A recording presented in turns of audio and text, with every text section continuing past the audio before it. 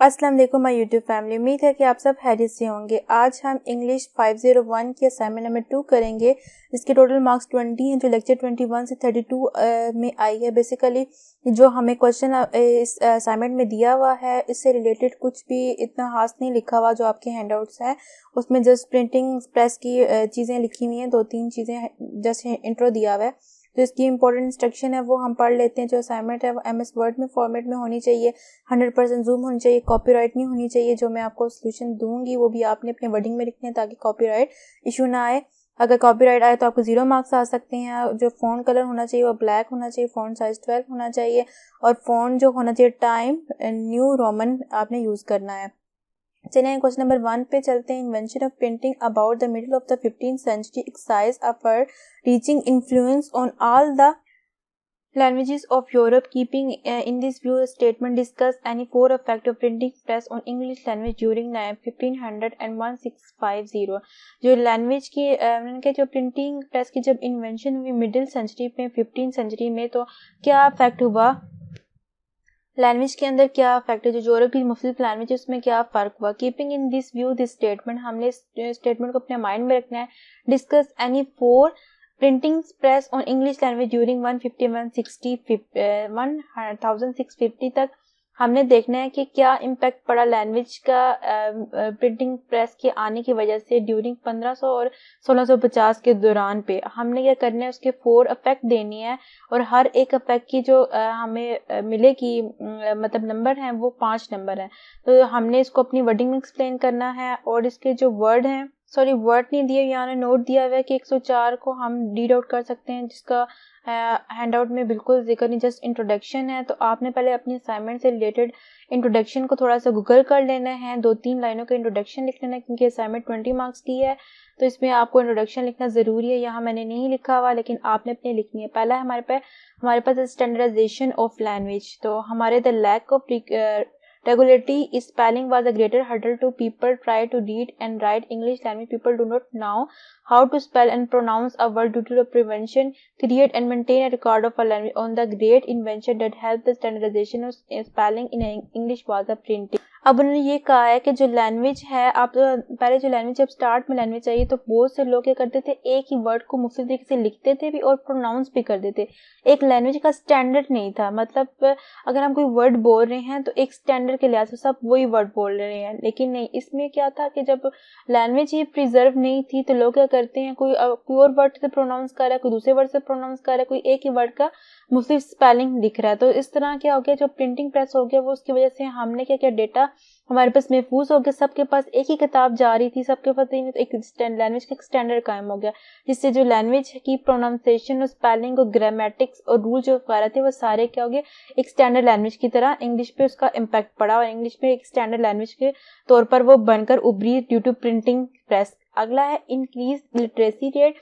Prevention of printing press cleared the impact on a language. Before introducing a printing press, people write book on a hand, and book are too much costly to the printing press. Everyone can easily access to book, low cost and maintain also jargon terms and language history.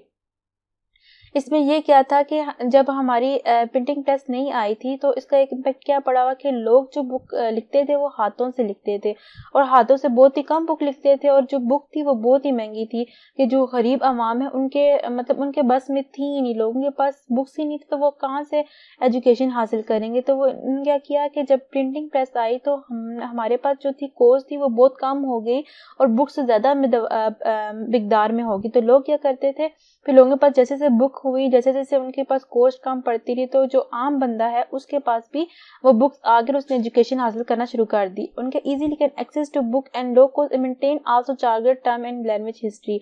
Charger terms वो होती हैं कि जो language की जो old term होती है वो भी मेंटेन होगी, मतलब मेंटेन होगी। लैंग्वेज की जो हिस्ट्री थी उसके बारे में भी हमें पता चल जाएगा कि लैंग्वेज कब आई, किस वक्त ये यूज़ हो रही थी, किस वक्त इसका क्या स्टेप था, क्या इसका रिकॉर्ड था और उसमें क्या इम्प्रूवमेंट है। ये सारा कुछ हमें इसमें प्रिंटिंग प्रेस की वजह से हमें ये फराम हो गया। उसके बाद है लैंग्वेज मेंटेन रिकॉर्ड, कि हमने लैंग्वेज मेंटेन रिकॉर्ड में क्या लिखा है, before printing press there is no way to preservation a language. We know that the language is a change time time to time, people can easily compare with language stage.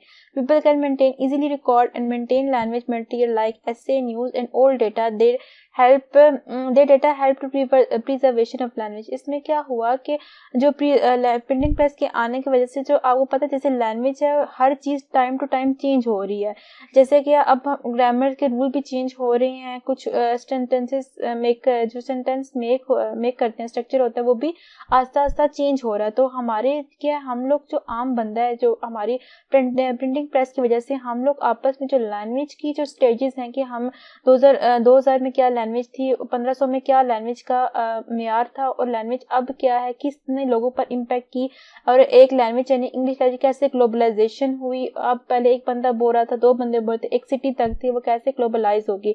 उसके बाद ये कि एक और भी हमें फायदा हुआ कि जो लैंग्वेज की वजह से हमने क्या प्रिंटिंग प्रेस की वजह से हमें maintain essay, news and all data, जैसे कि आपको पता है कि हर चीज़ हम लोग ये करते हैं बनाते हैं तो हमें डेटा और न्यूज़ वगैरह से हेल्प लेनी पड़ती है। तो लैंग्वेज के प्रिंटिंग प्रेस की वजह से हमें क्या कि लैंग्वेज की जो एसे हैं, लैंग्वेज की डिटेल, हिस्ट्री, ओल्ड डेटा, जो सारा कुछ वो प्रिजर्व हो गया। तो इसलिए लैंग्वेज की प्रिजर्वेशन होना होगी और जो इम्पोर्टेंट डेटा वो भी हमारा मेंटेन हो गया। उसके बाद है इंक्रीज बुक। जैसे मैंने ऊपर भी आपको बताया कि पहले क्या होता था, लोग हाथों से लिखते थे, बुक ही कम थी, तो लोगों के पास पढ़ने वाले है ही कम थे लोग, और पढ़ने वाले जो थे उनके जो पढ़ने वाले थे वो उनकी कॉस्ट ही बहुत ज्यादा थी। जब लैंग्वेज की प्रिंटिंग प्रेस की लो कॉस्ट, लोगों ने प्रिंट करना शुरू कर दी लोगों बुक्स को, ताकि आम पब्लिक के पास बेचारे सब लोगों के पास जाए। तो इससे प्रिंटिंग की वजह से हमारी क्या होगी, लो कॉस्ट होगी और अवेलेबिलिटी ऑफ लैंग्वेज हर बंदे तक पहुंचगी। और एक अगर बुक ही डेटा इजीली मिलेगा और इंक्रीज बुक होगी तो ज़ाहिर बात है ग्लोबलाइजेशन लैंग्वेज बनने में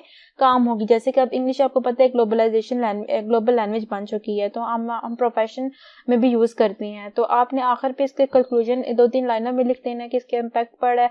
ये है, उम्मीद है कि आपको आज की वीडियोस आ गई होगी समझ करने में। चैनल को लाइक और सब्सक्राइब करें, अगर चैनल पर नए हैं तो मस्ट चैनल को सब्सक्राइब करें। Thank for watching. अल्लाह हाफिज़।